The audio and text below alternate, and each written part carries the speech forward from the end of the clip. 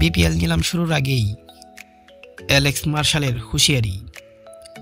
বিপিএলের সমান্তরালেই প্রতিবার চলে ফিক্সিং বিতর্ক।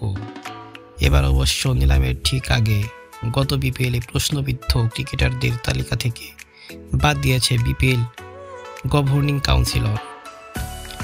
3 সদস্যের স্বাধীন তদন্ত কমিটি প্রতিবেদনের ওপর ভিত্তি করে বিসিবির দুর্নীতি দমন ইউনিটের প্রধান অ্যালেক্স মার্শাল চূড়ান্ত তদন্ত করে বিসিবিকে পরামর্শ দিয়েছেন সন্দেহভাজনদের টুর্নামেন্ট থেকে দূরে রাখতে।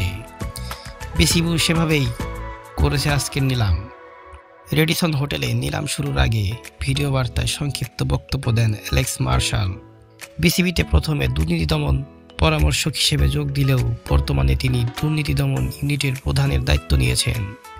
এ ব্যাপারে মার্শাল বলেন, আগের বিভিন্ন সমস্যার অনেকগুলোই স্বাধীন তদন্ত কমিটির বিস্তৃত প্রতিবেদনে তুলে ধরা হয়েছিল। সেগুলোর পরিপ্রেক্ষিতে বোর্ড সভাপতি সম্প্রতি এই ইউনিটটি গঠন করেছেন।